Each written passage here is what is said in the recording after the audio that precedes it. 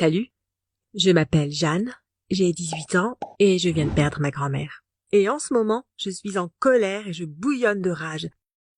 Parce que ma grand-mère a légué tous ses biens à ma sœur jumelle, alors qu'elle n'a même pas pris la peine d'accompagner notre mamie dans son dernier voyage, contrairement à moi. Ma sœur jumelle, Lily et moi, on n'a pratiquement rien en commun. Elle a toujours dit qu'elle voulait profiter de la vie au maximum. Alors que moi, j'étais une fille normale, même ennuyeuse peut-être. Ce n'est pas qu'on se disputait souvent, mais parfois, on n'arrivait tout simplement pas à s'entendre. Mais nos parents ne se sont jamais impliqués dans quoi que ce soit. Parfois, quand j'essayais de me plaindre de Lily, maman me reprochait même d'être une rapporteuse. Je suppose que c'est pour ça que j'avais l'impression que nos parents aimaient Lily un peu plus que moi. Au début du lycée, j'étais tellement agacée que les gens me répètent à quel point on se ressemblait que même sur les réseaux sociaux, j'essayais de ne pas poster de photos où on était ensemble. D'ailleurs, Lily n'était pas non plus enchantée par notre ressemblance, c'est le moins que l'on puisse dire. Donc plus on grandissait, plus elle essayait de se démarquer par son comportement.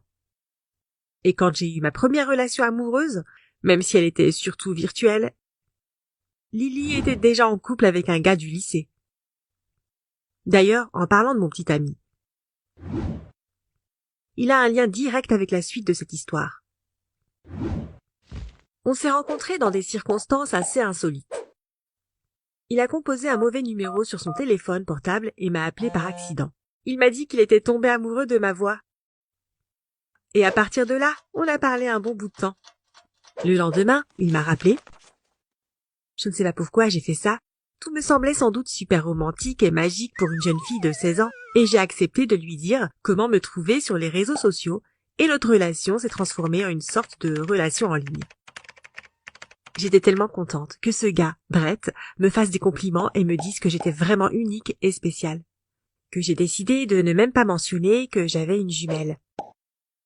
Notre histoire d'amour évoluait tout doucement. On a discuté pendant près de 2 mois sans se voir quand Lily a deviné que j'avais une relation et a commencé à dire que c'était peut-être un monstre ou quelque chose comme ça s'il ne voulait pas me voir en personne.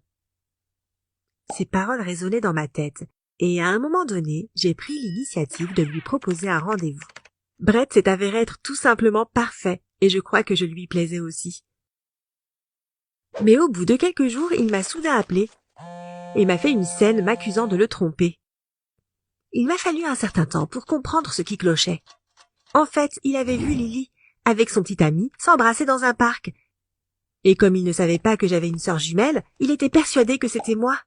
Quand j'ai essayé de lui expliquer la vérité, il m'a dit que j'aurais pu trouver un mensonge plus convaincant et a carrément bloqué mon numéro. J'étais vraiment en colère contre ma sœur. Je savais que c'était en partie ma faute, parce que je n'avais pas parlé d'elle à Brett dès le début. Mais il me plaisait beaucoup.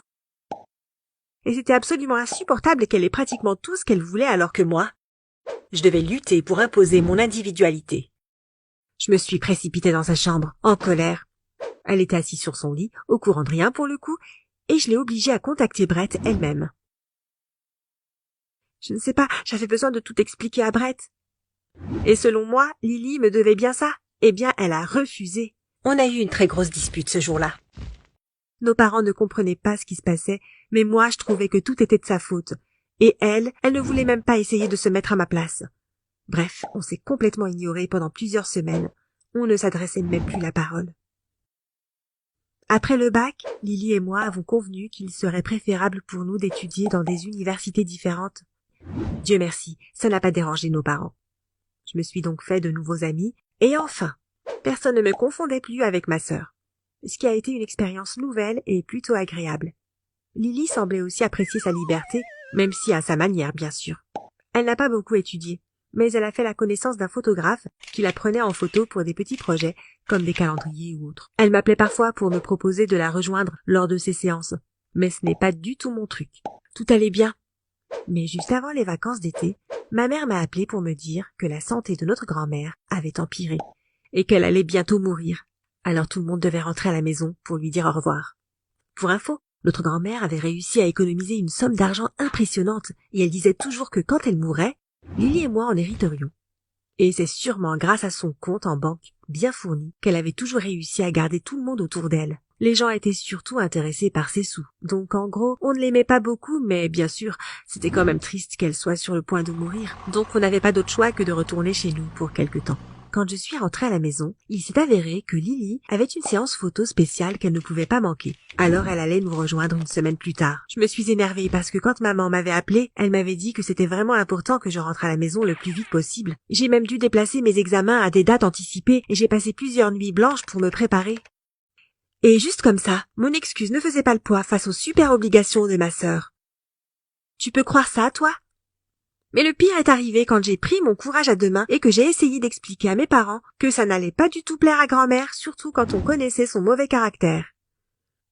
Mes parents ont seulement dit que ce n'était pas grave et que dans ce cas, je pouvais faire semblant d'être Lily et moi en même temps. Pour qu'elle ne se mette pas en colère. Quoi? Je vais dire ok, grand-mère était déjà très âgée et avait une très mauvaise vue, mais c'était juste scandaleux que je doive couvrir les arrières de ma sœur pendant qu'elle posait pour ses photos. Ah, j'ai détesté Lily à ce moment-là, et toute cette situation stupide. Mais tout le monde se fichait bien de mon avis. Quand nous sommes allés voir grand-mère le lendemain, j'étais sceptique quant à ma petite pièce de théâtre, comme disait ma mère. J'ai essayé de me calmer un peu et de penser à toutes les choses que j'allais pouvoir acheter quand j'aurai ma part de la fortune de ma grand-mère, comme une voiture par exemple. J'ai même dû prendre 2 tenues différentes avec moi pour que grand-mère puisse voir 2 couleurs différentes et penser qu'elle voyait bien ses 2 petites filles. Quand j'ai vu mamie, elle m'a vraiment fait beaucoup de peine. Je veux dire, je ne l'avais pas vue depuis un certain temps. Et maintenant, elle avait vraiment l'air très vieille et faible. Elle n'est même pas sortie de son lit. Mais ça s'est vite dissipé quand elle a commencé à jouer sa scène habituelle du parrain. En demandant si toute la famille était déjà là, j'ai été la première à qui grand-mère a voulu parler.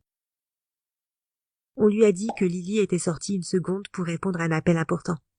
Après lui avoir parlé de mes réussites scolaires et de ce qui était nouveau dans ma vie en général, elle m'a demandé pourquoi, contrairement à ma sœur, je ne travaillais nulle part.